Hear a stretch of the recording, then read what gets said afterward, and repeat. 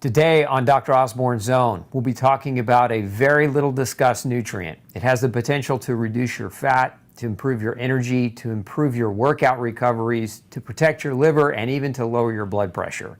We're going to talk all about it in just a moment. We'll be right back. You unlock this door with the key of compassion. Beyond it is another world, a world of science, a world of common sense, a world of sanity. You're moving into a land of both empathy and ethics, of nutritional knowledge and empowerment. You've just crossed over into Dr. Osborne's Zone.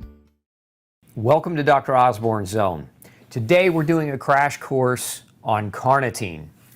Now, carnitine is a non-essential nutrient. You can see here it's a conditionally essential nutrient, especially for premature babies, elderly, and people with diabetes. What does that mean to be conditionally essential? It means under certain situations or conditions, your body cannot produce enough of it, and so you have to eat more of it or supplement with more of it. So an essential nutrient being something your body cannot produce and you have to eat it. A conditionally essential nutrient being something that your body can produce, but under certain conditions needs more than what you're capable of eating. So hence the term conditionally essential. So we can make carnitine. Our bodies know how to make it. We'll talk about how that happens in just a minute.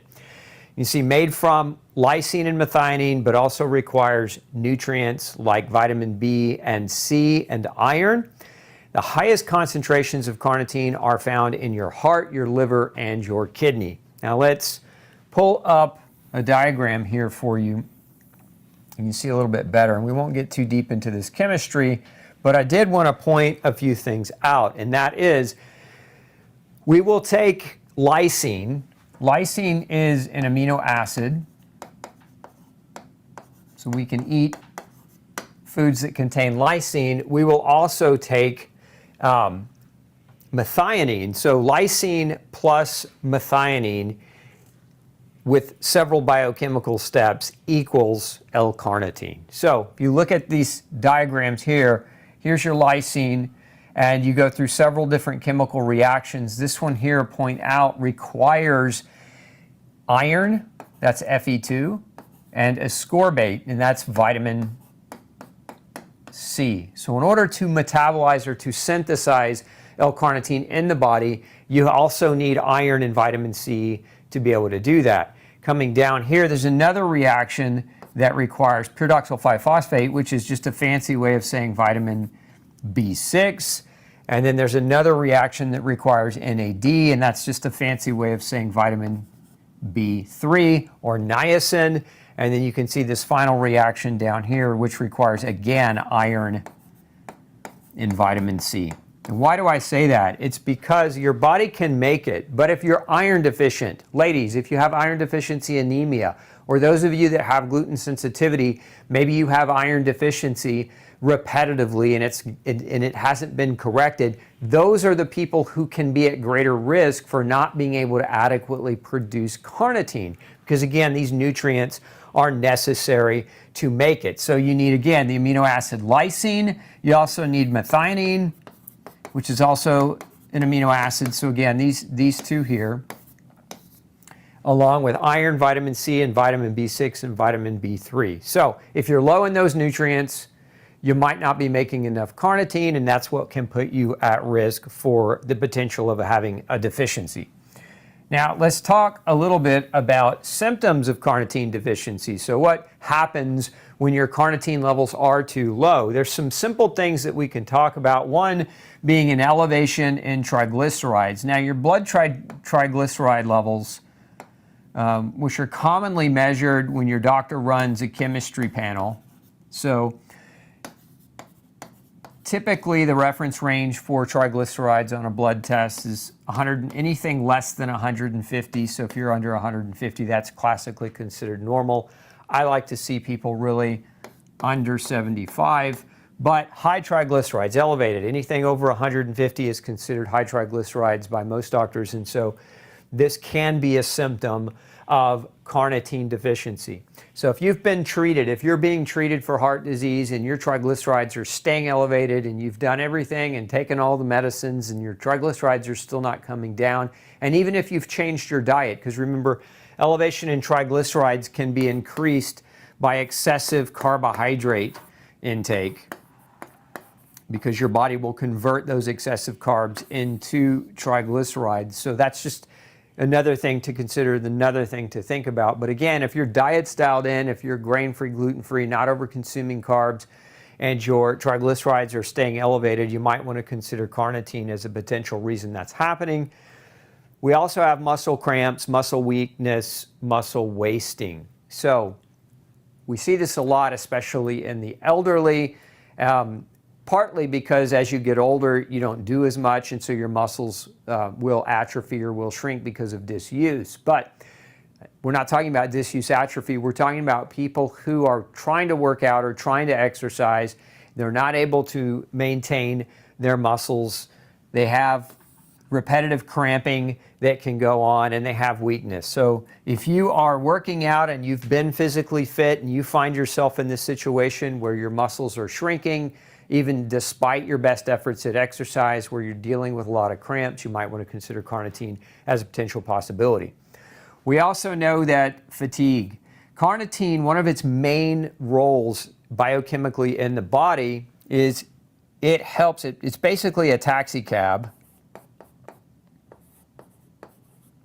for fat. So your body will take what are called long-chain fatty acids.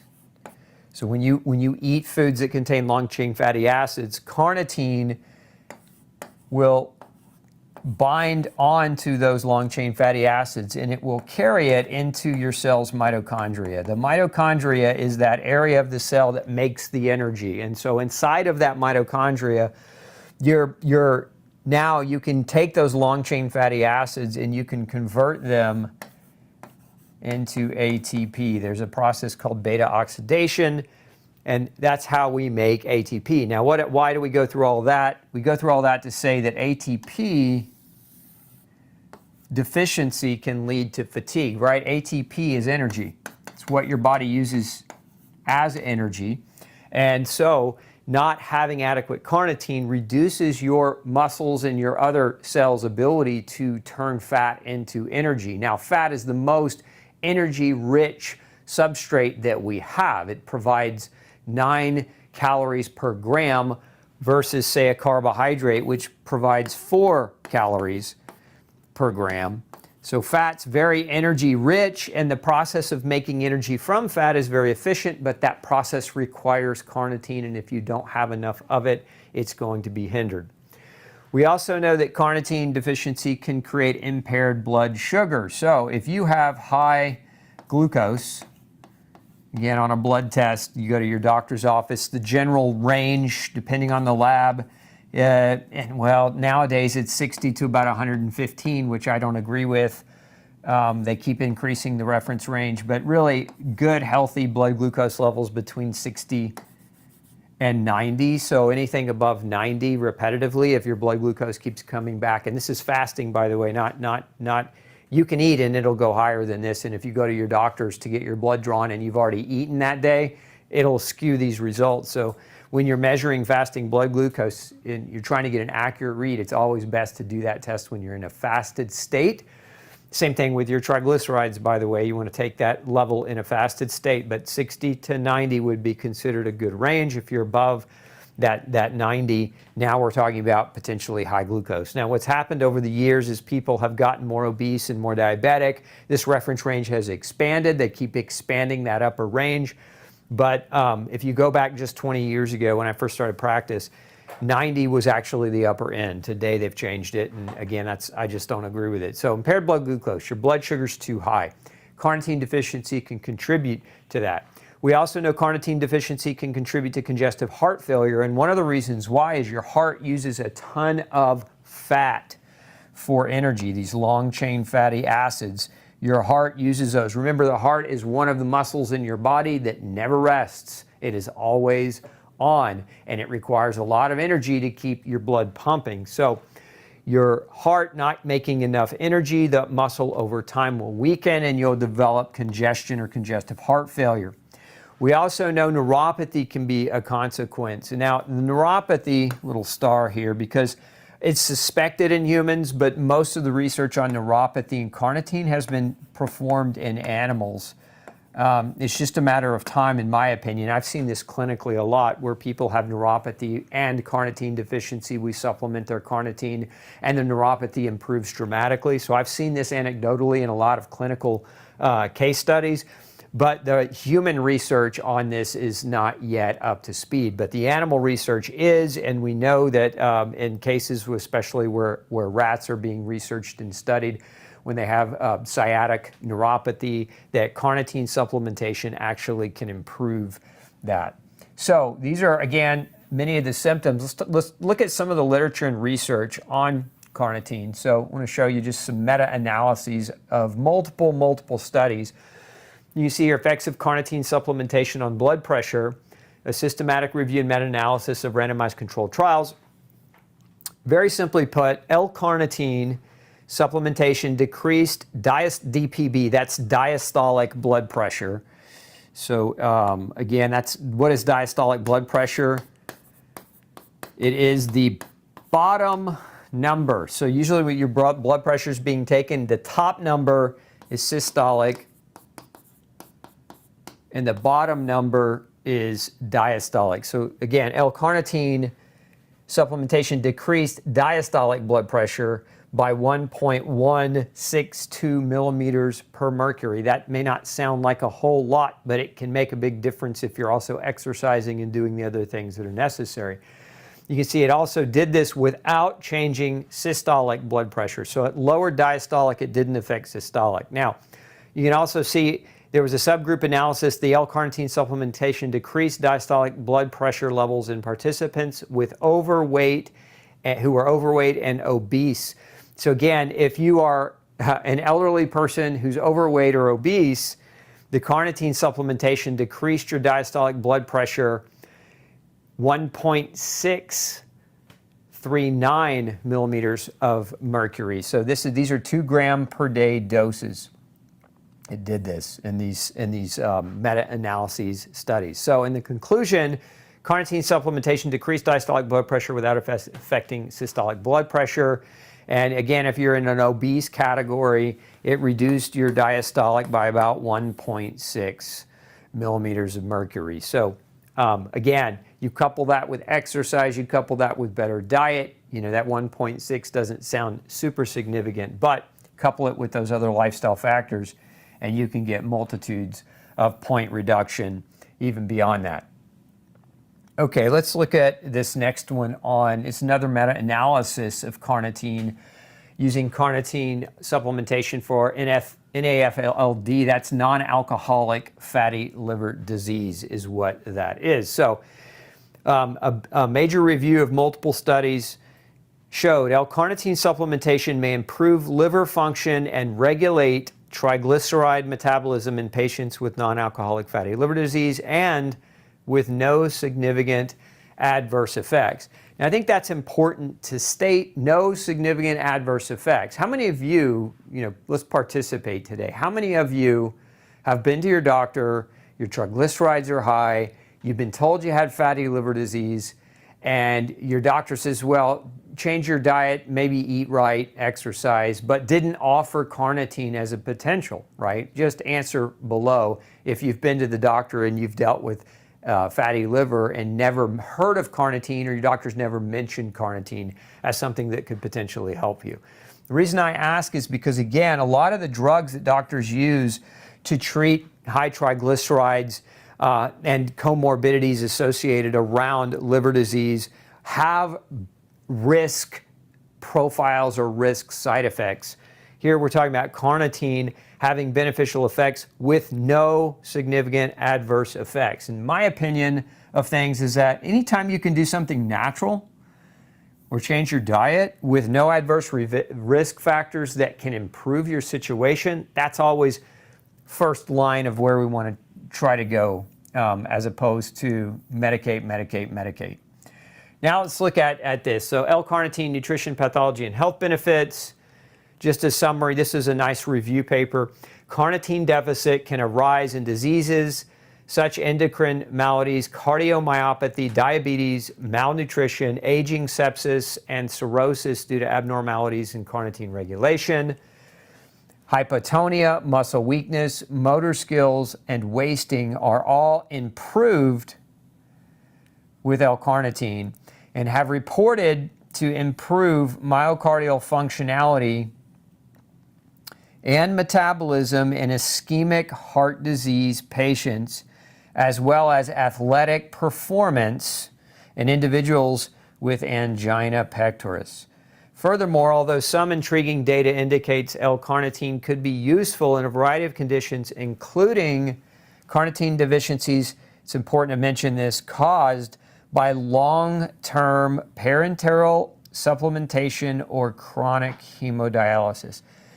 So parenteral nutrition, when you're in a hospital and you're bypassing the stomach and you're tube feeding basically, these individuals are at greater risk for carnitine deficiency, but so too are people going through hemodialysis. Now, what is hemodialysis?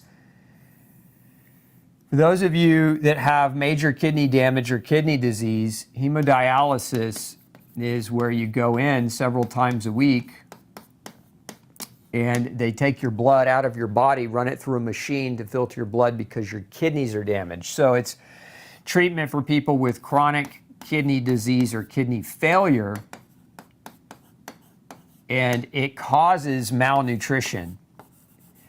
And one of the nutrients it can reduce or cause malnutrition of is carnitine, right? So, and that's not the only nutrient that hemodialysis contributes to deficiencies of.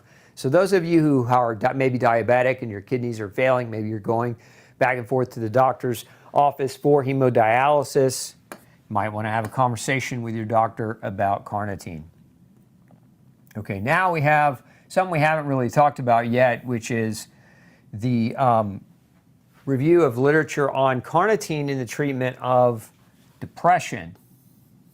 And a big part of this is because a lot of the research that has been done so far on neurological diseases, the literature on this is not super robust, but there are some really good randomized controlled trials that have come out, and that's what this review was trying to summarize. This was published in Journal of Psychiatric Research. So you can see 4 randomized clinical studies demonstrated the superior efficacy of ALC. By the way, ALC is acetyl L-carnitine.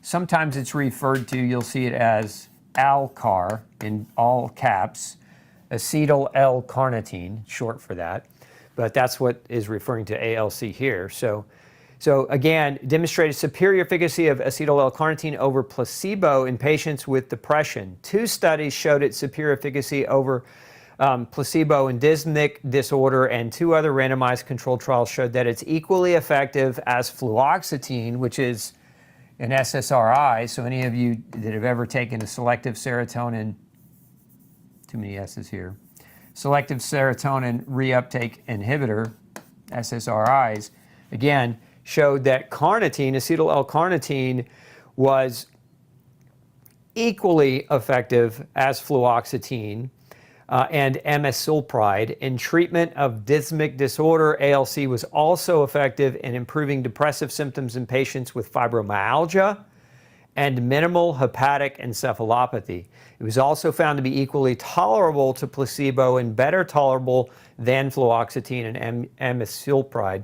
In conclusion, ALC may be potentially effective and tolerable next treatment option. So again, it's a little early to say for sure, but if you're struggling with depression and you're also struggling with tolerability of SSRI medications, you might ask your doctor or talk to your doctor about using acetyl L-carnitine. We'll talk about carnitine forms here shortly because there are different forms of carnitine, and some of them are better for different things. So we'll talk about that in a minute.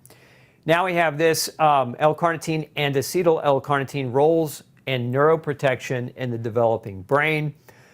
There's compelling evidence from preclinical studies that L-Carnitine and acetyl L-Carnitine can improve energy status, decrease oxidative stress, and prevent subsequent cell death in models of adult neonatal and pediatric brain injury. Now, this is a big thing because there's a lot of pediatric brain injury, but there's not a lot of great treatment options. L-Car can provide an acetyl moiety that can be oxidized for energy. Okay, so again, energy important. As a precursor for acetylcholine, what is that? Acetylcholine is the primary neurochemical that the brain cells use to communicate to each other. It's also the main neurochemical that your parasympathetic nervous system uses to communicate to your organs. So very important molecule, and you need carnitine, or carnitine provides, we'll say, special biochemistry for the production of acetylcholine. Incorporated into glutamate and glutamine, and into GABA, and into lipids for myelinization and cell growth. So a lot of potential biochemical impacts or benefits potentially from using acetyl L-carnitine in areas of the brain and of the nervous system. Administration of L-Car after brain injury in rat pups, and so this is, again, rat pups is mice. This is animal research. Okay, improves long-term functional outcomes, including memory. Additional studies are needed to better explore the potential of L-carnitine and L-Car for protection of the developing brain, as there is an urgent need for therapies that can improve outcomes after neonatal and pediatric brain injury. So again, preliminary research, animal studies are showing great promise here. So, until we have more human trials, we won't be able to comment effectively for humans. But, I would just say, if you are in that type of situation where you have pediatric, maybe you have a child who's got brain injury and there's no other options and they're not offering any other alternatives, remember, carnitine supplementation is very safe.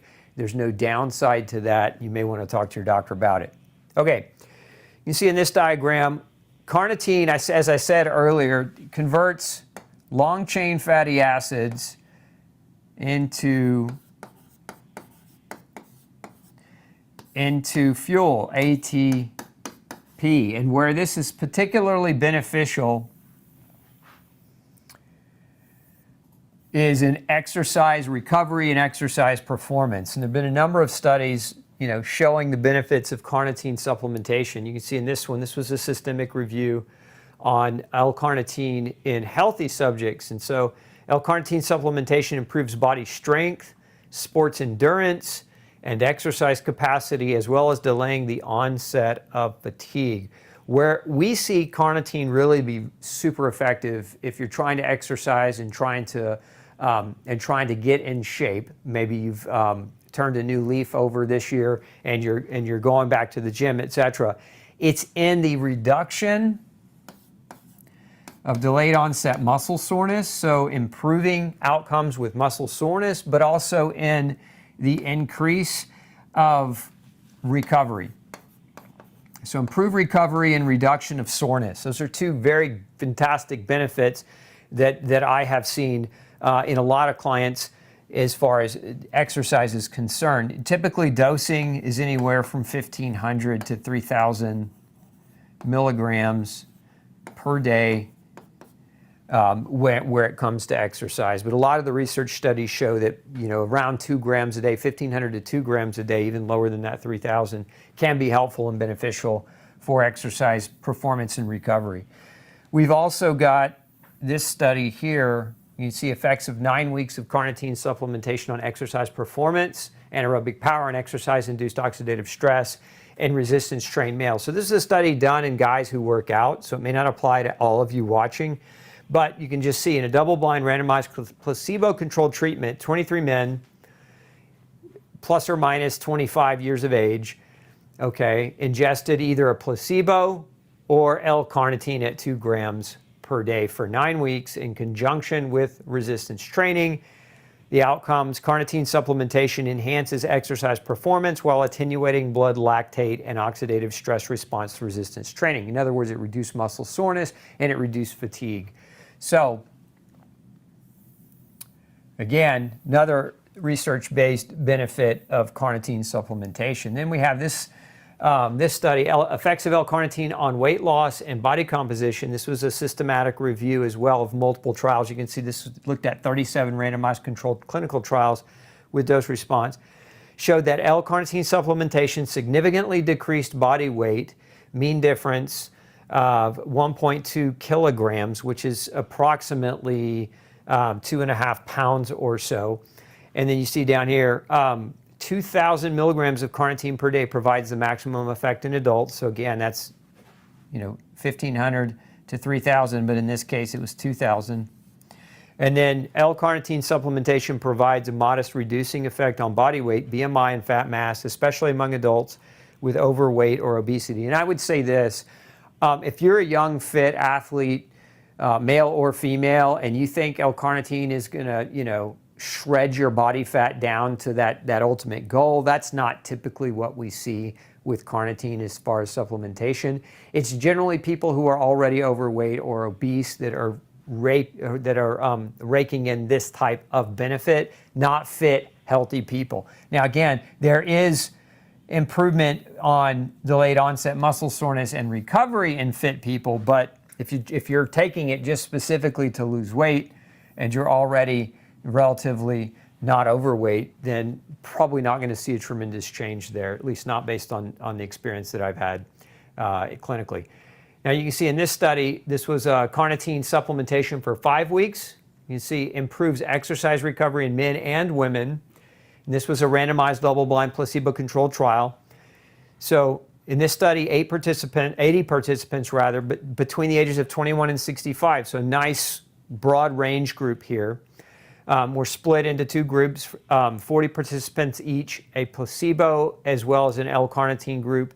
73 participants completed, so out of the 80, 71 actually got through the trial. The conclusions, though, these findings agree with previous observations among healthy adult subjects and demonstrate L-carnitine supplementation beyond 35 days is beneficial for improving recovery and reducing fatigue following exercise across gender and age. Well, okay, how do we take this and apply it to you, those of you watching who want to maybe potentially use carnitine? Let's say you're already working out and you're exercising and you're really struggling in your recovery. You're super tired all the time and you're not reaping the benefits from that exercise that you think that you should. Carnitine might be something that you want to look at. Again, doses may range from 1,500 to 3,000 a day, but in a lot of these studies, they're using 2,000 milligrams a day.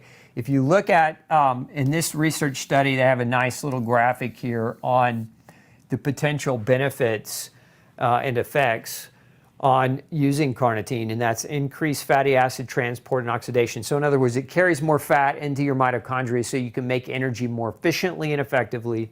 It increases endothelial function and O2 utilization, so it improves the flow of blood and increases oxygen. And then the potential effects, so these are cardiovascular effects mostly, and then these are muscle effects: increased carnitine content in muscle, increased endothelial function and oxygen supply to muscle, increased oxygen utilization and consumption of your muscle, increased fatty acid transport, reduction of lactate. Lactate's that chemical your muscles make that causes that burning sensation, that lactic acid. That's generally, because it hurts, it leads to you saying, oh, I got to stop. It hurts, it burns too much, it's time to stop and take a break. Well, carnitine reduces the accumulation of that chemical in the muscle, so theoretically could also improve your ability to get more out of your exercise routine. And then it increases antioxidant enzyme status within the muscle itself. So a lot of the potential benefits of why carnitine works, why it helps to improve recovery and reduce soreness, and also improve performance in multiple different ways. So if you're struggling, if you're a guy or a gal and you're struggling to recover from your workouts, you might consider L-carnitine in that light. Now, there are certain medications that can deplete or interfere with carnitine, and it's important that you understand if you're taking valproic acid or any antiretroviral medications, you really want to talk with your doctor about carnitine supplementation. At the very least, I would suggest you talk to your doctor about measuring your carnitine levels to see if those meds are actually depleting or interfering with the production of carnitine. So again, if you're on these types of medications, definitely want to look into that. Now, other things that you might want to consider, I showed you this diagram earlier, and we drew on it. We talked about iron, vitamin C, vitamin B6, vitamin B3 as being critical for the production, the internal biological production of carnitine from the amino acids methionine and lysine. And so there are also, remember, there are drugs that deplete these nutrients as well. And so if you're on other medicines that can deplete vitamin C, for example, what depletes vitamin C? Well, one of the most common is steroids. So if you're taking any kind of, actually, let's move this out of the way. If you're taking any kind of prednisone, steroid inhaler, or oral steroids for pain and inflammation, understand that that steroid can deplete your vitamin C. Antacids. So if you're taking, PPIs or over-the-counter antacids like Tagamet, etc., you're going to deplete vitamin C. You're also going to deplete iron. If you're taking tuberculosis drugs and antibiotics, you can deplete vitamin B6. And if you're on diuretics, for example, maybe you're taking a blood pressure pill like furosemide or hydrochlorothiazide, these diuretics will deplete your B vitamins. So you want to also consider not just these medicines, valproic acid and antiretroviral, those directly interfere with carnitine, but you need vitamin C and iron and vitamin B6 and vitamin B3 to produce carnitine. So if you're taking medicines that can impact these particular nutrients, you might also be impacting your carnitine as well. So keep that in mind. Okay, how do we get carnitine in our diet? For the most part, it's in meat, right? Carnitine carnivore, think of it that way. It's in meat. Now, vegetarians are at increased risk of deficiency, but something we also know about vegetarians is they actually absorb carnitine more effectively than non-vegetarians. In part, I think it's just the wisdom of the body saying you're not eating as much, so whatever you do eat, we're gonna have a heightened absorption of whatever's there. You can see beef, pork, poultry, fish, A2 dairy. The reason I say A2 is because A2 dairy isn't going to increase the potential risk for inflammation or autoimmune diseases like A1 dairy might. So if you're not familiar with A2 dairy, you might want to check out our crash courses on dairy and learn a little bit more about that. But again, carnitine found mostly in animal products. Now, there's very small amounts in avocado and asparagus, nowhere near as much in these, again, plant-based foods is what you're going to find in meat. But again, vegetarians do have more enhanced absorption.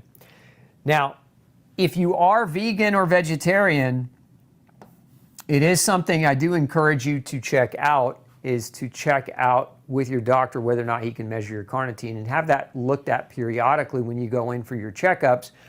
Again, it's something that's simple to supplement with if you're deficient. Now, the other group that I would say is at a greater risk for deficiency are people following keto diets. And why would people on keto diets have a greater risk for deficiency? Generally speaking, keto diets are very low carbohydrate and very high fat. Now, when we're eating large quantities of fat, what do we need more of? We need more carnitine. Why? Because carnitine is the taxi cab for fat. It's what actually helps transport fat through into the cell mitochondria to generate energy. So if you're relying on fat as your primary source of energy in your diet, as many people today are, there's a lot of folks following keto diets on a regular basis, there is an increased demand for carnitine. And so if you're following like more of a low meat keto style diet, there's I think some diets called keto green. Again, if you're not getting enough meat in your diet and you're more heavy plant-based but high fat, you definitely want to consider carnitine as a potential add to your supplement regimen or getting measured or getting tested for carnitine. Beyond that, if you're eating animal meats on an adequate basis and you don't have GI inflammation, you should be able to absorb it just fine and get enough from your diet. Now, should you supplement? That's the question that everybody asks, right, should you supplement? Who are the people that maybe should supplement? Well, again, going back to what I've shown you today, you have high blood pressure, maybe you have fatty liver disease, or your triglycerides are high, or your blood sugar levels are high, and you're doing everything right. You're already, to your knowledge, following a really solid diet and doing the right exercise and getting good sleep and sunshine, etc.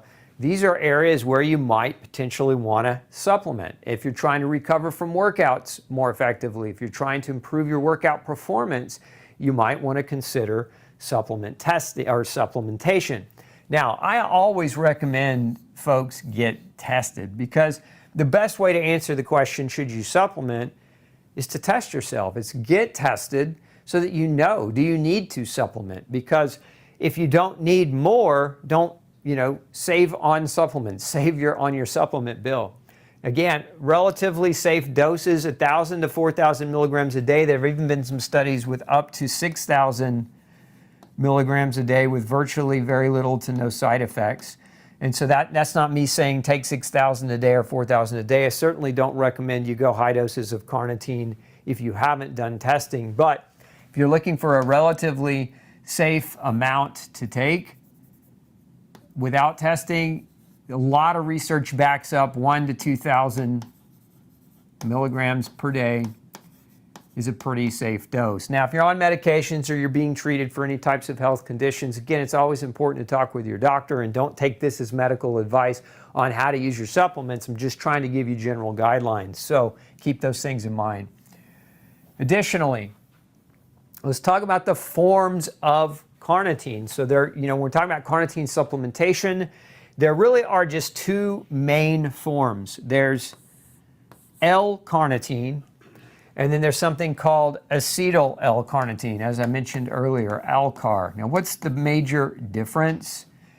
Is that this form of carnitine has an acetyl group attached to it. It's acetylated. And why is that important? Because that's what allows it to get through the blood-brain barrier. So if you are taking carnitine, experimenting with carnitine as a supplement, potentially for these things, these reasons down here, to improve mental acuity, possibly to improve your learning capacity, to help with cognitive decline or depression, or improved energy production by your brain, or neuropathy or traumatic brain injuries, acetyl L-carnitine is a preferred form because it gets through the blood-brain barrier.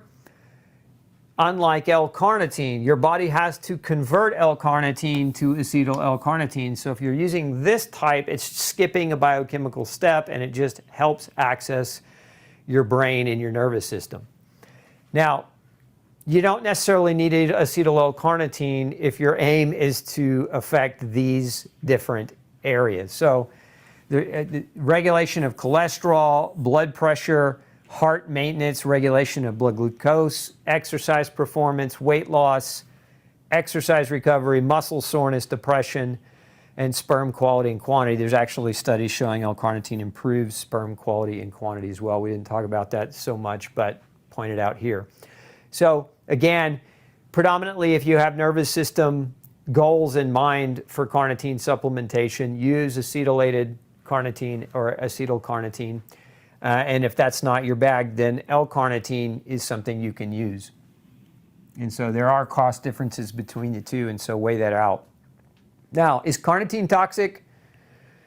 You see here, no cases have been reported even at high doses. Now, that being said, caveat, there's always the potential for a person to have an untoward side effect to a supplement. And this is, I've been practicing 23 years, and I've seen this repetitively, that sometimes, even though there's no major research that says somebody is going to have a problem with a particular supplement, everybody's different and everybody's unique. So some of the symptoms that are reported for carnitine, one of the biggest ones is just GI or stomach upset would probably be one of the biggest ones, if anything. And a lot of times my thought on this is it's not so much the carnitine that's doing it as it is for a lot of people, it's the capsule that it's in, and they don't do well with that type of capsule, or in a lot of cases, if it's cheap supplements, it's fillers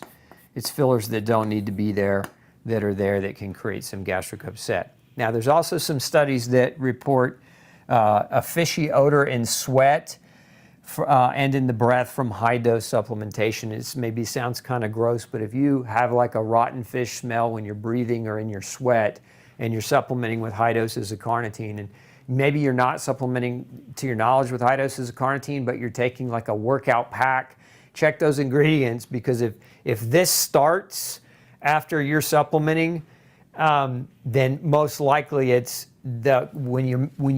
when you consume carnitine, it can lead to an elevation in something called TMAO. And so that chemical can give you a fishy smell. So again, that's not fun. Nobody wants to have a fishy smell about themselves. So keep that in mind. If you're taking high doses and that starts to happen, it's very potentially possible this is not the right amount for you to take, and it's just too much. Now, also know that if this does happen to you, somebody asked the question the other day to ask me to talk about basically TMAO, which is a condition, again, where people have in many cases have a genetic defect, so you're making too much of this type of chemical, and so you smell this way all the time. There's some research that shows that vitamin D and other B vitamins, especially folate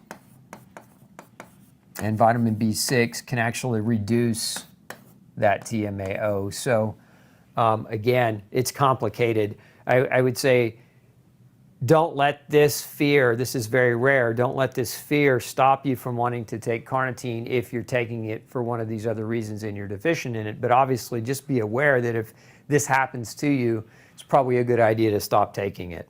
So that's the crash course on carnitine. Look, if you enjoyed this video, do me a favor, hit that thumbs up button below and hit that share button. If you know somebody who could benefit from this information, sharing is caring, and remember what our goal is. We're out to save 100 million lives, and the only way we can do that is reach more people. So hit that share button and spread the love. Thanks so much for tuning into Dr. Osborne's Zone.